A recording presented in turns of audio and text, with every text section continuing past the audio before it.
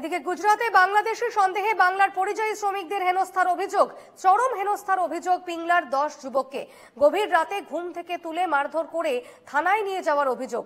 পরে পুলিশ সুপারের হস্তক্ষেপে আটক 10 জনকে 24 ঘন্টার মধ্যে থানা থেকে ছেড়ে দেওয়া হয়। ভয়ে একে একে বাড়ি ফিরতে শুরু করেছেন পরিযায়ী শ্রমিকরা।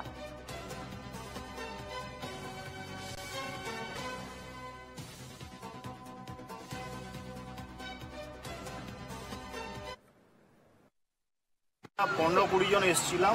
20 জনের মধ্যে আমাদের 3টা রুম ছিল। 3টা রুমের মধ্যে একটা রুমের পুরো সবাইকে টোটালকে ধরে নিয়ে গেছে। তারপর এরকম বলছে তোমরা তাড়াতাড়ি বাড়িতে চলে যাও, এরকম মারধর করেছে। 10 জনের মতন ধরে নিয়েছে। আর আমাদেরকে রাত্রি 2টোর সময় রুম থেকে তুলে নিয়ে, রুমে ঘুমাচ্ছিলাম, ঘুমোতে 2টোর সময় তুলে নিয়ে গেছে। তুলে নিয়ে আমাদের সারাদিন রেখেছিল, রাত্রি 12টার পরে ছেড়ে। থানা আমাদেরকে এইভাবে এরা মারধর করতেছে। আমরা আধার কার্ড দেখালাম যে দেখো আমরা কলকাতার মানুষ, তবু এরা বিশ্বাস করতে চাইছে না আর বলছে এটা ডুপ্লিকেট আধার কার্ড, আসল নয়। আমরা এসেছিলাম।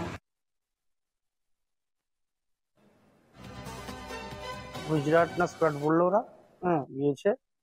গিয়ে সেখানে তো যাওয়ার পরে কি তাদেরকে কি সেখানে পুলিশ না কে জানিয়ে বলতে পারবো না, কি আটকে দিচ্ছে। আর তোমরা এখানে বিদেশি লোক এসছো, বাংলাদেশ থেকে এসছো এখানে, এইরকম করে নাকি তাদেরকে আটকে দিয়ে দিচ্ছে, যাতে আমার যতটা বাড়ি ফিরে তার সুব্যবস্থা চাই মমতা ব্যানার্জির কাছে। কথা বলে নেব, ইন্দ্রজিৎ সাহু রয়েছেন আমার সঙ্গে টেলিফোনে। ইন্দ্রজিৎ, কি জানা যাচ্ছে, কতটা আতঙ্কে রয়েছেন পরিযায়ী শ্রমিকরা এবং তাদের পরিবার, তারা কতটা উদ্বেগে রয়েছেন? দেখো, গুজরাটে কাজ করতে গিয়ে তো পুলিশের চরম অত্যাচার ও হেনস্থার শিকার হতে হলো। পিংলা থানা এলাকার 12 জন এবং সবং থানা এলাকারও আরো কয়েকজনকে হেনস্থার শিকার হতে হলো। যেটা জানা গিয়েছে, তারা বেশ কয়েকদিন আগে কয়েকজন যুবক তারা গুজরাটের সুরাটে কাজ করতে গিয়েছিল এবং সেখানে যাওয়ার পর একটি কিন্তু রুম ভাড়া নেয়। সেই রুমে কিন্তু 10,000 টাকা মাসের একটি রুম ভাড়া নেয়। তারপরে কিন্তু তারা সেখানে ছিল। বেশ কিছুদিন থাকার পরেই ওইখানে গুজরাট পুলিশ হঠাৎই তাদের রাত্রি 2টোর সময় তাদের ওই রুমে হানা দেয় এবং তাদের কাছ থেকে পরিচয়পত্র জানার চেষ্টা করে। তখনই তারা পাসপোর্ট থেকে শুরু করে আধার কার্ড, ভোটার কার্ড দেখানোর চেষ্টা করে। কিন্তু দেখানোর পরেও যখনই তারা আধার কার্ড এবং ভোটার কার্ডে দেখে যে পশ্চিমবাংলার বাসিন্দা, তখনই তারা বাংলাদেশি সন্দেহে তাদেরকে কিন্তু চরম হেনস্থা করে এবং থানায় তুলে নিয়ে গিয়ে কিন্তু মারধর করা হয় বলে তারা একেবারে, অর্থাৎ থানায় নিয়ে গিয়ে তাদের মারধর করা হয় এবং যে কারণে এই মুহূর্তে যেমনটা জানা যাচ্ছে যে একে একে পরিযায়ী শ্রমিকরা তারা কিন্তু রাজ্যে ফিরতে শুরু করেছেন, আতঙ্কে রয়েছেন তারা। ভিন রাজ্যে গিয়ে তাদের হেনস্থা করা হচ্ছে বলে বাংলাদেশি সন্দেহে তাদের আটক করা হচ্ছে, কখনো মারধর করা হচ্ছে, এই অভিযোগ উঠছে এই মুহূর্তে। আপাতত ধন্যবাদ, এদিকে নজর রেখো ইন্দ্রজিৎ।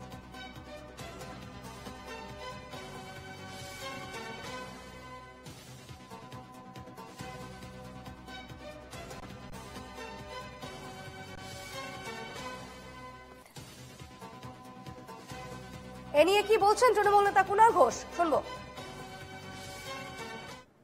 এবং আবার মালদায় পাঠানো মাননীয় মুখ্যমন্ত্রীর নির্দেশে গোটা দায়িত্বটা নিচ্ছেন ফিরহাদ হাকিম, সামিরুল এবং মৌসুম হেল্প করবেন। শুধু তাই নয়, দিল্লি পুলিশের বিরুদ্ধে আজ এখানে তারা অভিযোগ করবেন যেভাবে তাদের উপর সন্ত্রাস হয়েছে, তাদের বাচ্চাকে আক্রমণ করা হয়েছে, যেভাবে প্ররোচনামূলক ভাষা ব্যবহার হয়েছে, যেভাবে অন্যায়ভাবে তাদের ফোন এবং অন্য সামগ্রী আটকে রাখা হয়েছে, যেভাবে ছেড়ে দেওয়ার বিনিময়ে টাকা নেওয়া হয়েছে, তোলাবাজি হয়েছে। আজ কলকাতাতেও দিল্লি পুলিশের বিরুদ্ধে এফআইআর হবে। আমি অনুরোধ করব মাননীয় মন্ত্রী এবং মহানাগরিক ফিরহাদ হাকিমকে, এনাদের এই অভিজ্ঞতা প্রথমেই এসে যে ফিরহাদ হাকিমকে জানিয়েছেন সেটা আপনাদের সামনে বলার জন্য। তারপর যিনি ভুক্তভোগী, যাকে থানায় নিয়ে গেছিল, যার বাচ্চার উপর অ্যাটাক হয়েছে, তিনি আপনাদের সামনে বলবেন।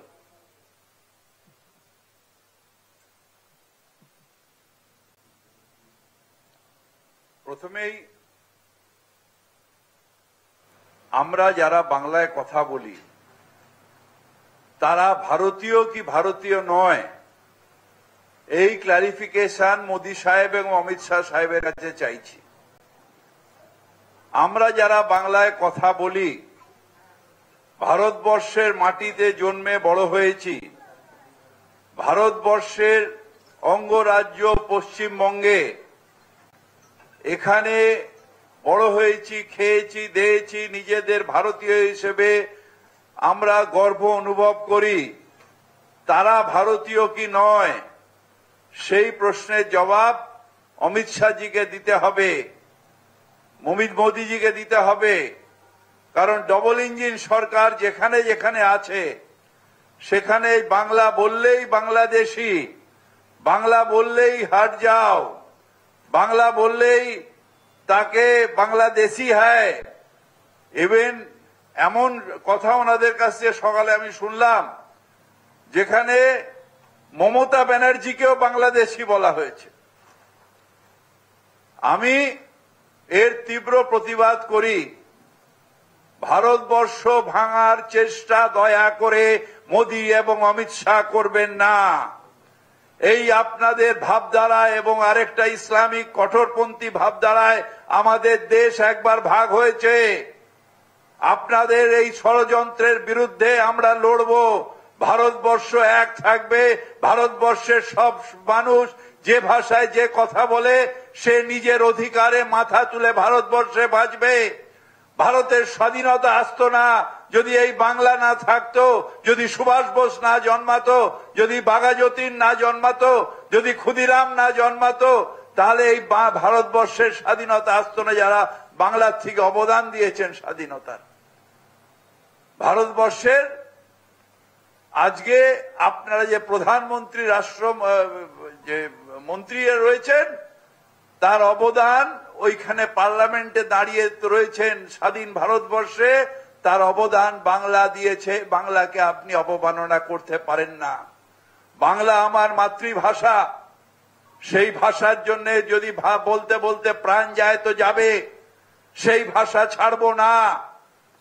সব ভাষাকে আমরা সম্মান করি।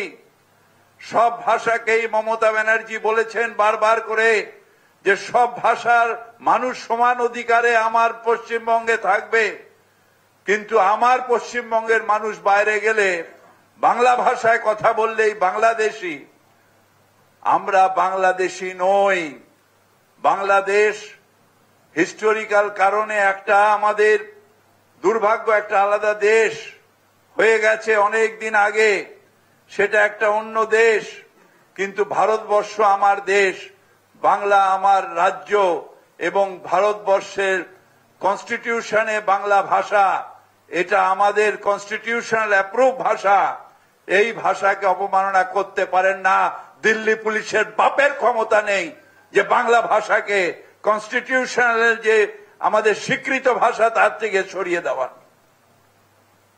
আমি যখন এই বোনের কাছে শুনলাম কি অত্যাচার, শুধু একটাই দোষ, বাংলায় কথা বলতে পারে, বাংলায় কথা বলে। কিভাবে দিল্লিতে তাদের হেনস্থা করা হচ্ছে, বাচ্চাটাকে পর্যন্ত চড় মেরে তার কান ফুলিয়ে দেওয়া হয়েছে, হাসপাতালে ট্রিটমেন্ট করতে দেওয়া হয়নি।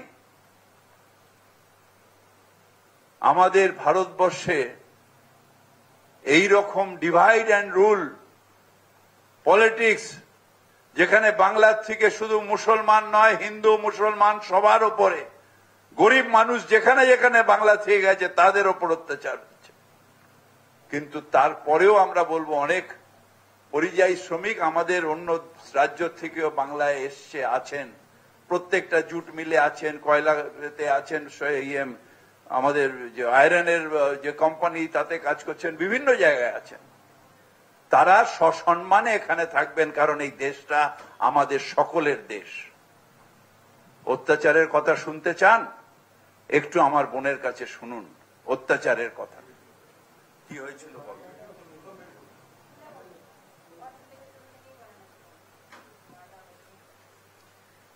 আমাকে প্রথম দিন হুমকি দেওয়া হয়েছিল।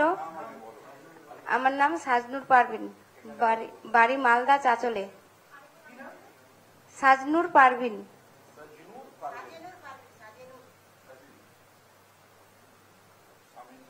স্বামীর নাম মুক্তার খান, শ্বশুরের নাম আজমাল খান, ফরিদা বিবি।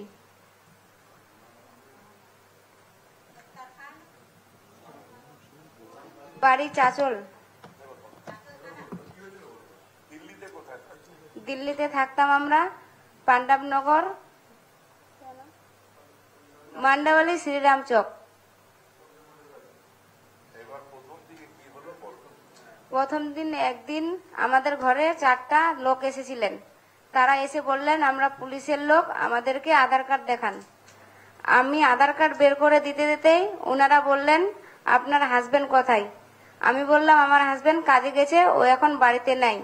ওনারা বলল আপনারা বাংলাদেশি, আপনারা এখান থেকে পালাবার চেষ্টা করবেন না। আমি বললাম আমরা যে বাংলাদেশি না, তো আমরা কেন পালাবো? আমরা পালাবো না, আমরা এখানে আমাদের ডিউটি আমরা ঠিকই পালন করব, আমরা এখান থেকে কোথাও যাব না।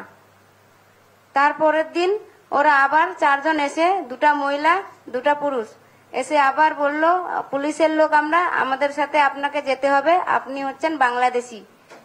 আমি বললাম আমি মালদা ডিস্ট্রিক্টের লোক, আমি কিভাবে বাংলাদেশি? ওরা কিছু না শুনেই ওরা আমাকে একটা নির্মম জায়গায় নিয়ে গেল, নিয়ে যেয়ে ওখানে প্রচন্ড অত্যাচার করতে শুরু করে দিল। ওরা বলল আপনার স্বামীকে এখানে নিয়ে আসুন। আমি বললাম, ওরা তখন বলল যে বাংলাদেশি, আপনারা বাংলাদেশি। আমি বললাম আমরা বাংলাদেশি না। এই কথাটা বলার পর আমাকে 2টা থাপ্পড় মেরেছিল। মারার পর বলল যখন তুমি স্বামীকে ডাকতে পারবে না, তো তুমি জয় শ্রীরাম বলো, তারপর তোমাকে ছাড়া হবে। আমি বললাম আমি মুসলমান, আমি কিভাবে জয় শ্রীরাম বলবো? এই কথাটা বলার পর আমার পেটে একটা লাথি মেরেছিল। লাথি মারার পর আমার ছেলেটাকে ওরা কেড়ে নিয়ে, একটা মহিলা মেরেছিল।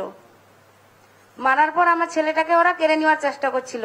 বলছে ওরা একদম এত ছিঁড়াছিড়ি করতে করতে আমার ছেলেটা উপর খেয়ে পড়ে গেছিল। আর কানের মধ্যে ওরা থাপড় দিয়েছিল, কান থেকে রক্ত পড়ছিল, কানে আচরণ এখনো আছে, আর মাথাটা ফুলে গেছিল পড়ে যেয়ে। তখন আমাদেরকে ও হুমকি দিল 25,000 টাকা দিলে ছাড়বো, না হলে ছাড়বো না। তখন ওরা আমাদের কাছ থেকে, আমি তখন আমার স্বামীকে ওরা ফোন করালো ওদেরই নাম্বার দিয়ে। আমি ফোন করার পর আমার স্বামী আবার আমার শাশুড়িকে ফোন করেছিল। আমার শাশুড়ি টাকাটা নিয়ে ওই জায়গায় পৌঁছেছিল। ওই জায়গাতে আমাদেরকে টাকা নিয়ে ওরা ছেড়ে চলে গেছিল। চলে যাওয়ার পর আমরা বাড়িতে গেলাম। বাড়িতে যাওয়ার পর সন্ধ্যার সময় পুলিশ ঢুকে গেল। পুলিশ, মিডিয়াওয়ালা সবাই ঢুকে আমাদেরকে, মিডিয়াওয়ালা পুলিশের হাওয়ালে করে দিল। পুলিশ আবার আমাদেরকে থানায় নিয়ে চলে গেছিল। থানায় নেওয়ার পর আরো অত্যাচার শুরু করে দিল।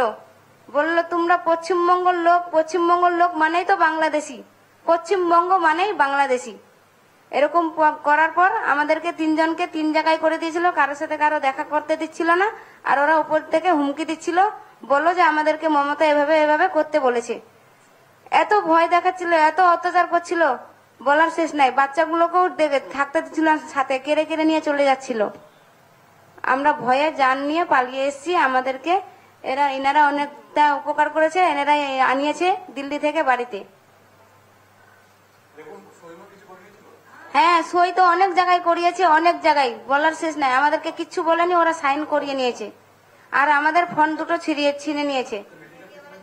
মেডিকেল ট্রিটমেন্টে গেছিলাম, আমাদের কাছে ওই কাগজও আছে, কিন্তু ওনারা বলেছিলেন লাল বাহাদুর হসপিটালে বলেছিল 9টার সময় আল্ট্রাসাউন্ড করানোর জন্য। ওরা আল্ট্রাসাউন্ডও করায়নি, বাচ্চাটার ট্রিটমেন্টও করায়নি। আর মোবাইলও ছিনে নিয়েছে দুটোই। হ্যাঁ, মোবাইল এখনো পুলিশের কাছে আছে। এখানে বিপজ্জনক দিকটা হচ্ছে উনি যা বলছেন যে বহু জায়গায় সই করিয়ে নিয়েছে। এবার কি ভাষায় কি লিখেছে, তখন ওই আতঙ্কের মধ্যে কিসে সই করেছেন সে তো ওনাদের পক্ষে এখন জানাও সম্ভব না, বলা তো দূরের কথা। ওখানে কি লেখা ছিল বা পরে কি লিখেছে সেগুলো তো জানা সম্ভব না। কিন্তু একটা জিনিস পরিষ্কার, যে একটা ভয়ঙ্কর পরিবেশ তৈরি হয়েছে, যেটা মাননীয় ফিরহাদ হাকিম বললেন। এবার মমতা বন্দ্যোপাধ্যায় মাননীয় মুখ্যমন্ত্রী সেটাকে সর্বসমক্ষে আনার পর তার সেই টুইটের সত্যতা নিয়ে যারা প্রশ্ন তুলছিল সোশ্যাল মিডিয়ায়, দয়া করে এবার দেখুন যে মুখ্যমন্ত্রী সঠিক কাজ করেছেন, সঠিক কথা বলেছেন। এবং এখানে মহিলাদের উপর, বাচ্চার উপরও যে পরিমাণ বাংলা মাতৃভাষা বলে অত্যাচার হয়েছে, ফলে ওরা এখন কলকাতা পুলিশে তারা অভিযোগ দায়ের করবেন। যেভাবে তাদের অত্যাচার হয়েছে, টাকা নেওয়া হয়েছে, জিনিসপত্র আটকে রাখা হয়েছে, মোবাইল নিয়ে নেওয়া হয়েছে, সবচেয়ে বড় কথা নানা জায়গায় সই করানো হয়েছে ভয় দেখিয়ে। কারণ তখন তো আটকে পড়া একজন মহিলা, তিনি কি করবেন সেখানে? কারুর সঙ্গে কারুর দেখা করতে দিচ্ছিল না। এই পরিস্থিতিতে এখন রাজ্য সরকার মমতা বন্দ্যোপাধ্যায় মাননীয় মুখ্যমন্ত্রীর নির্দেশে ফিরহাদ হাকিম এনাদের আনুষঙ্গিক সব দায়িত্ব নিচ্ছেন, সেগুলো ববিদা নিজে বলে দিচ্ছেন।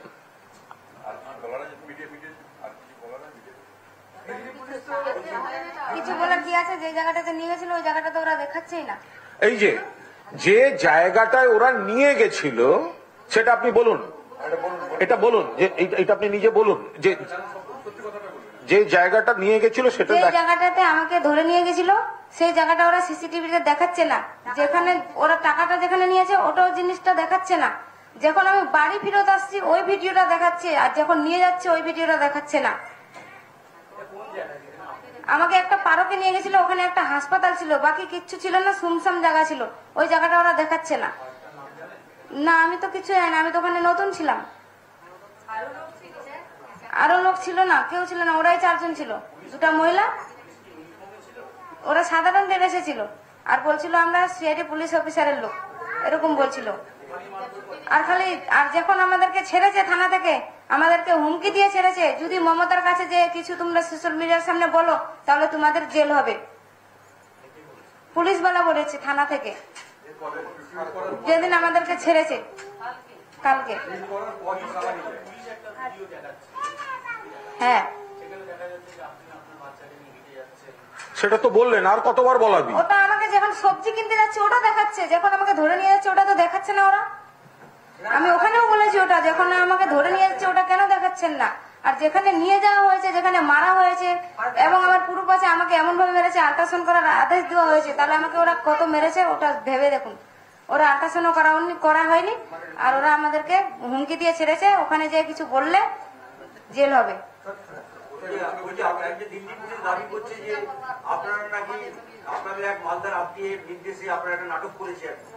না, আমরা ওগুলো কিছু বলিনি।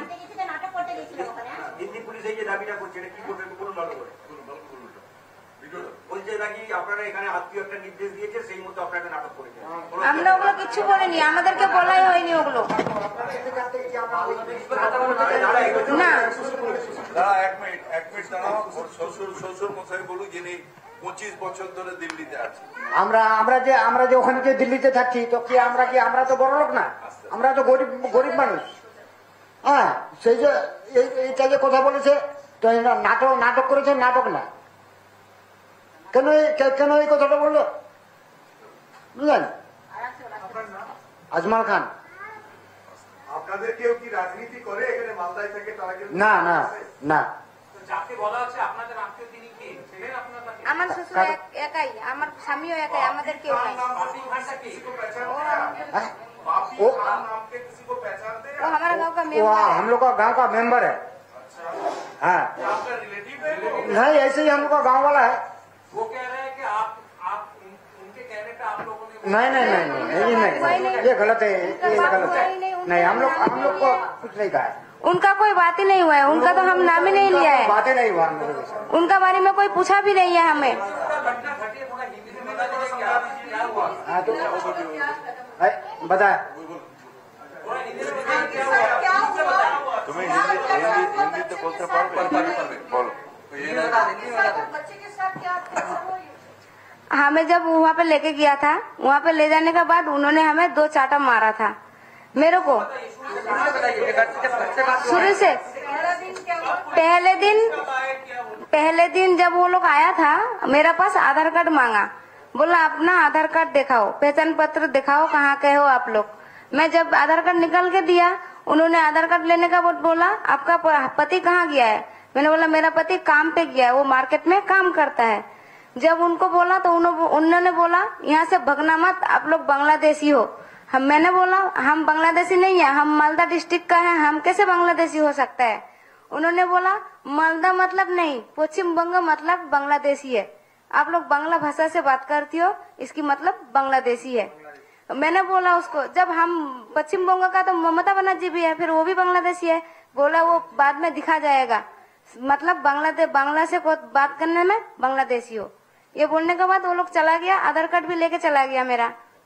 ले जाने के बाद उसका उल्टा दिन आया 11:30 बजे, दूसरा दिन। तब मेरे को उन्होंने, मेरा लड़की को मैं नहलाने जा रही थी, उन्होंने मेरे को वहीं से लेके चला गया। मेरा लड़का का बनियान पहना के ही लेके गई हूँ मैं, उनका शरीर में कपड़े नहीं था, बनियान में लेके गई हूँ उसको। जब उन्होंने वहाँ पे लेके गया तो ये जगह ऐसे था, वहाँ पे ना कोई था, एक खाली अस्पताल था जिसका नाम है मंगलम अस्पताल। मैंने वहाँ पे सुना, आदमी बोला मंगलम अस्पताल है ये, और ये सुमसाम एकदम पार्क था, कुछ नहीं था, बस जामुन का पेड़ था और पेड़ पूरा पार्क में पेड़ हुआ था। अगर कोई दूर से आएगा भी ना तो बाहर से नहीं देखेंगे अंदर कोई है। ऐसे जगह पे ले गया था मेरे को उन्होंने। वहाँ पे ले जाने के बाद बोला अपना हस्बैंड को बुलाओ। मैंने बोला वो काम पे गई है, वो रात 10 बजे काम पे से आता है, वो कहाँ से आएगा मेरे पास, वो नहीं आ पाएगा।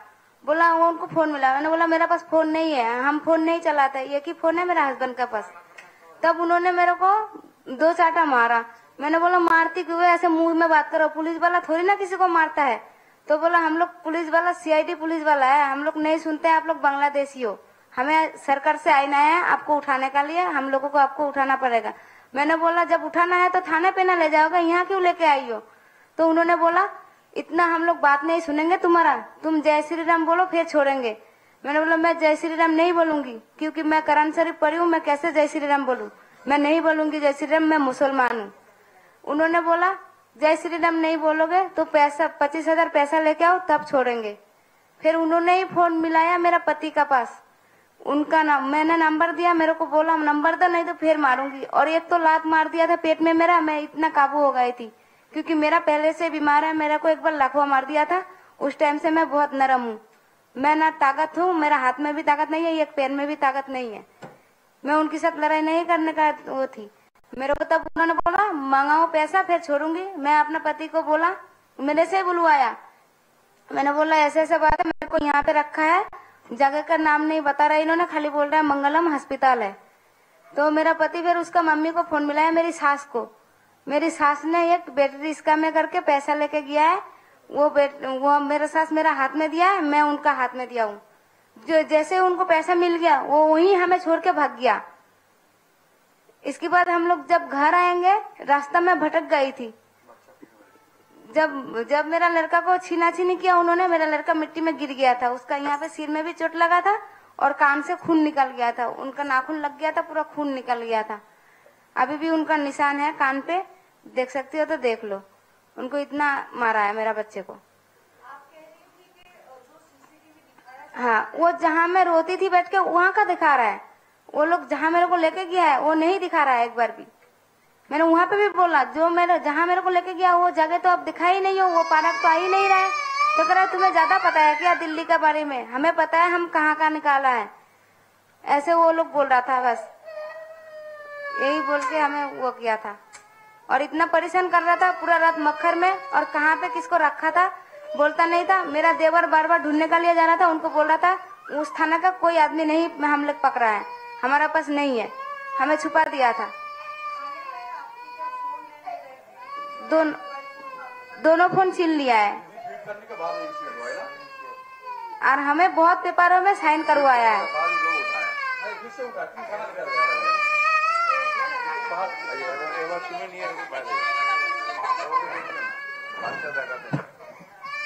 দেখুন, প্রথমত অত্যাচার করেছে আর দ্বিতীয়ত সেটাকে ধামাচাপা দিতে নেমেছে। প্রথমত অত্যাচার করেছে, তারপরে ধামাচাপা দিতে নেমেছে এবং ধামাচাপা দেওয়ার জন্য তারা নানা ধরনের নাটক করেছে। তো সেই পরিস্থিতিতে ওরা কোন ক্রমে এসছে, মৌসম সামিরুল ওরা দেখেছেন এবং ফিরাদ হাকিম আপাতত। বাবিদা একটু বলে দাও যেটা আমরা যেটা দিল্লি পুলিশ বারবার করে একটা অন্যায় করার পরে সেটাকে ধামাচাপা দেওয়ার কথা, মমতা ব্যানার্জিকে মিথ্যে প্রমাণ করার জন্য যে চক্রান্ত করেছিল, এটা ওরা হঠাৎ করে দিল্লি থেকে যখন পালিয়ে এসছে, আমরা নিয়ে তাদের রেখেছি। এবার আমরা ওদের দেশ যেটা মালদা সেখানে পৌঁছে দেব এবং মমতা ব্যানার্জি যেরকম অ্যানাউন্স করেছে যে প্রত্যেকে যারা ফিরে আসবেন তাদের জন্য ব্যবস্থা করে দেওয়া, যেন রেশন কার্ড, আধার কার্ড ওদের আছে, অবশ্য রেশন কার্ড আছে, আর যা যা সুবিধা পায় পশ্চিমবঙ্গের মানুষ সেগুলো সব করে দেওয়ার যে ব্যবস্থা, সেগুলো আমরা ইমিডিয়েটলি ওদের জন্য করে দেবো। আর কালকে ওদের আমরা মালদায় পৌঁছে দেবো।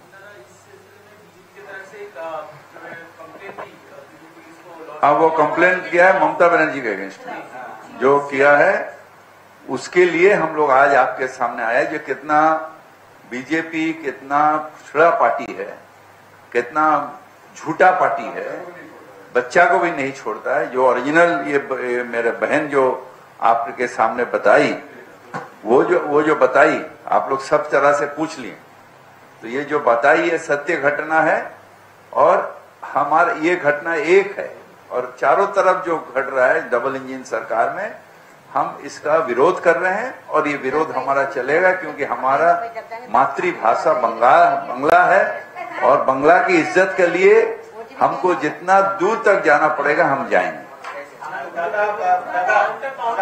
हाँ, সেটা काउंटर कंप्लेन করব তো করব।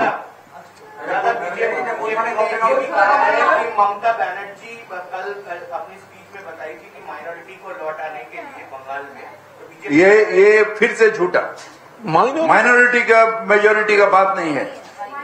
जो बंगाल के माइग्रेंट्स हैं, जो बाहर गए हैं, माइनॉरिटी के ऊपर भी अत्याचार हो रहा, मथुआ के ऊपर भी अत्याचार हो रहा, राजवंशी के ऊपर भी अत्याचार हो रहा है। इसमें हिंदू मुसलमान बीजेपी करता है, हम इंसान करते हैं और वो हिंदू मुसलमान करता है। हम इंसान के बात करते हैं। जब राजवंशी के ऊपर अत्याचार हो रहा, मुसलमान के ऊपर अत्याचार हो रहा, मथुआ के ऊपर अत्याचार हो रहा, सबके विरोध हम कर रहे हैं। और ममता बनर्जी सबके लिए बोली है, सबके लिए बोली है। जो बंगाल के है, जो बाहर में सुरक्षित है, आप आ जाइए हमारे पास, अगर एक रोटी है हम आधा आधा खाएंगे। ममता बनर्जी ये कही है। कोई जाति का उन लोग अप्रेजिंग का राजनीति में हमारे ऊपर थोपता है, हम अप्रेजिंग का राजनीति जरूर करते हैं, वो इंसान के अप्रेजिंग, इंसान के लिए। हर इंसान, वो जो भी धर्म का हो, जो भी भाषा का हो, वो हमारे भाई है, उसके लिए हम करते हैं। हमारे भाई है, हिंदू मुस्लिम सिख ईसाई हम सब है भाई भाई। हम भाई के लिए एक भाई दूसरा भाई का आवाज उठाता है। এইটা আমি এখন প্রেসের সামনে বলবো না, जरूर करेंगे कंप्लेन। इस वीडियो को फैब्रिकेटेड और बेसलेस बताया है, तो इसके काउंटर में आप लोग क्या दिल्ली पुलिस के खिलाफ भी कुछ एफआईआर करेंगे? हम क्या करेंगे, हमारे लीगल टीम वो ठीक करेगा। मैं आपके सामने बयान नहीं दूंगा, जब हम कर देंगे तो आपके सामने वो पब्लिक कर देंगे। सर, दो सवाल है। एक, आपको कौन से थाना में लेके गए थे? जो पुलिस मधु विहार थाना। कौन सा थाना? मधु विहार। हाँ, मधु विहार थाना पे लेके गया था। और दूसरा, सर, कितने सारे माइग्रेंट वर्कर्स अटैक हुए हैं होटल में पश्चिम बंगाल से? कितने सारे माइग्रेंट वर्कर अटैक हुए हैं? अभी तक हम लोग के पास जो डेटा आया है, देखिए वो कि हिंदी तो बोलूँ ना बांग्ला, जो हो रहा है, देखिए वो लोग 8 महीना से, प्रीवियस 8 महीना से जो कर रहा है, ऑर्गेनाइज करके किसी ग्रुप में 20 बंदा है तो 30 बंदा है उठा ले रहा है। वो स्टेट गवर्नमेंट को कोई भी इंफॉर्मेशन नहीं दे रहा है, कोई भी इंफॉर्मेशन नहीं दे रहा है। जब डिफरेंट डिस्ट्रिक्ट से हम लोग को मालूम पड़ रहा है कि इस 20 बंदा इस जिला में, इस स्टेट में मतलब पुलिस डिटेन किया है, तब हम लोग जब एसपी और डीएम को देके जब फिजिकल वेरिफिकेशन करके जब भेज रहा हूँ, उसके बाद भी बोल रहा है जो सेटिस्फाइड कीजिए जो वो बांग्लादेशी नहीं है, बंगाल का बाशिंदा है। एक ग्रुप को 7 दिन 8 दिन 10 दिन तक डिटेन कर रख रहा है, कोई भी केस रजिस्टर नहीं कर रहा है, बाद में छोड़ रहा है और 2-4 ग्रुप को पकड़ रहा है। ये उड़ीसा, गुजरात, दिल्ली, ये ऑर्गेनाइज तरीके से कर रहा है। अभी तक जो हम लोग का जो डेटा है, ये 1000 से ऊपर डेटा मिला है, मगर उससे भी ज्यादा बहुत सारा लोगों को আমরা কথা বলবো, আমাদের সঙ্গে রয়েছেন বিজেপি নেতা দিলীপ ঘোষ। দিলীপ বাবু, এনকেটিভি বাংলার পর্দায় আপনাকে স্বাগত। বিজেপি কার্যত সুর চড়িয়েছে এই ইস্যুতে, অর্থাৎ মমতা বন্দ্যোপাধ্যায় সোশ্যাল মিডিয়ায় পোস্ট করেছিলেন দিল্লির এই ঘটনা নিয়ে, বিজেপি তারপর কার্যত সুর চড়িয়েছে, তার বিরুদ্ধে অভিযোগও দায়ের হয়েছে। আজকে রীতিমতো সাংবাদিক সম্মেলনে ফিরহাদ হাকিম, কুণাল ঘোষ, সেই যারা অভিযোগ জানিয়েছিলেন সেই পরিযায়ী শ্রমিকের পরিবারকে নিয়ে সাংবাদিক সম্মেলন করলেন, এবং কি বলবেন বিষয়টি নিয়ে?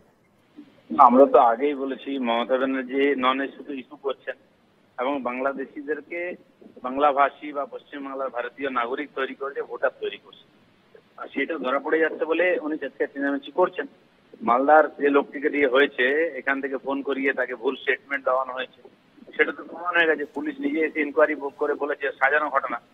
এই যে ফেকটা ধরা পড়ে যাচ্ছে, এখন কিংবা কুণাল ঘোষ বা যত বড় নেতাই যদি স্টেটমেন্ট দেয়, সত্যটাকে মিথ্যা করা যাবে না, মিথ্যাটাকে সত্য করা যাবে। এগুলো সমস্ত সাজানো ঘটনা এক্সপোজ হয়ে গেছে একটা ঘটনাতেই, আন্দোলনটাই মাঠে মারা গেছে। তবে দিলীপ বাবু, এই পরিবার কিন্তু, পরিযায়ী শ্রমিকের পরিবার কিন্তু কার্যত একই কথা বলছে এবং পুলিশের বিরুদ্ধে অত্যাচারের কথা, বাংলায় কথা বলার জন্য, বাঙালি হওয়ার জন্য অত্যাচারের কথা কিন্তু তুলে ধরছে আবারও এই সাংবাদিক সম্মেলন থেকে। সেখানে তো পুলিশ যখন এসে ইনকোয়ারি করতে বলছে না আমাদের সঙ্গে কিছু হয়নি, তো এখানে নিয়ে এসে ভাবছে জোর পেয়ে গেছে, বাংলা এসছে এবার যায় বলা যাবে। এইরকম সারা ভারতবর্ষে বিভিন্ন জায়গায় যারা বাংলাদেশিরা লুকিয়ে আছে তাদেরকে পুলিশ ধরবেই, আর তাদের বাঁচাবার জন্য টিএমসি আন্দোলন করছে। একেবারেই ধন্যবাদ দিলীপ বাবু।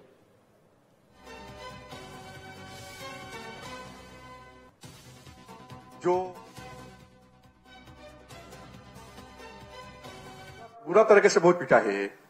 अब बंगाल में टोटल माइग्रेंट वर्कर है 22 लाख के करीब, जो रजिस्टर्ड माइग्रेंट वर्कर है जो बाहर में जाता है, मगर बंगाल में 1.5 करोड़ से ऊपर लोग यहाँ पर काम करता है, सुकून से काम करता है।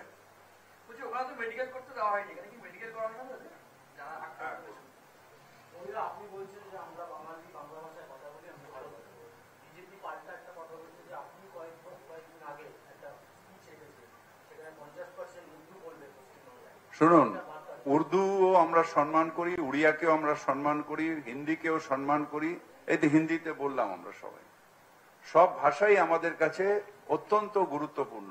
উর্দু ভাষা ইসলামিক ভাষা নয়, উর্দু ভাষাও ভারতের সৃষ্টি হয়েছে, ভারতীয় ভাষা। মনমোহন সিংজি নিজের বোনদের উর্দু ভাষায় চিঠি লেখালেখি হতো। আগেকার দিনে আডবাণীজিও উর্দু ভাষা জানতেন। অটল বিহারী বাজপেয়ীর অনেক এতে ওনার যে শায়েরি, মানে ওনার যে কবিতা আছে তার মধ্যে উর্দু অনেক ল্যাঙ্গুয়েজ রয়েছে। সুতরাং যারা মূর্খ তারা উর্দু আর এইসব বলে, অ্যাকচুয়ালি মূর্খরা যারা অর্ধশিক্ষিত তারা এটার কথা বলে। উর্দু ভাষা এটা সুইট ল্যাঙ্গুয়েজ, যেটা ভারতবর্ষের সৃষ্টি, 100% ভারতীয় ভাষা, 100% ভারতীয় ভাষা। এবং ভারতীয় শুধু হিন্দু মুসলমানের কোনো ভাষা হয় না, ভাষা একটা মানুষের ভাষা, একটা প্রান্তের ভাষা। উর্দু নর্থ ইন্ডিয়ার ভাষা, বাংলা আমাদের এখানকার ভাষা। আবার তামিল, তেলেগু সেটা হচ্ছে সাউথ ইন্ডিয়ায় বেশি বলা হয়, সেখানকার ভাষা। সব ভাষাই ভারতীয় ভাষা, সব ভাষাকেই সম্মান করি আমরা। যে অস্থিরতা করার চেষ্টা করে, যেটা সামিরুল বলল, বাংলায় সেটা সফল হবে না। কারণ যারা যেখান থেকে এসেছেন বাংলায়, তারা নিজের দেশে রয়েছেন, সুরক্ষিত আছেন। যে অস্থিরতার চেষ্টা চালিয়ে আছে বিজেপি, সেটা সফল করতে দেব না। আমি এই ফ্যামিলির প্রসঙ্গে একটা কথা বলতে চাই শুধু, কারণ আমি কালকে ওনাদের বাড়ি গেছিলাম, চাঁচলে মকদমপুর অঞ্চলে ওনাদের বাড়ি।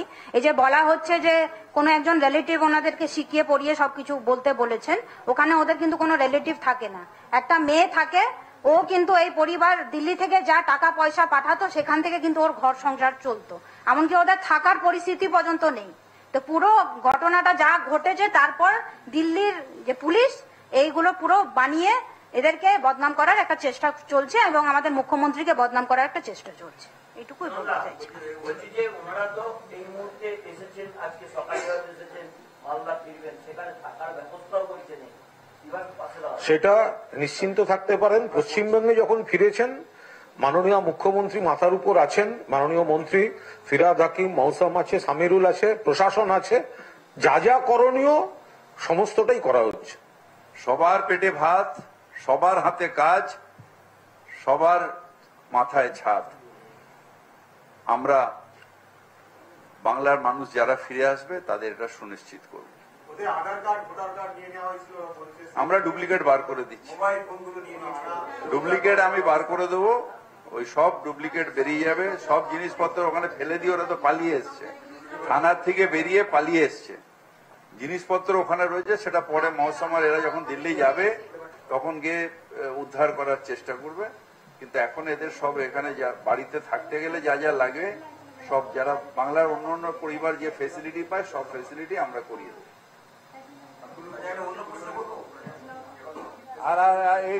আজকে এটার বাইরে এখন কিছু করবো।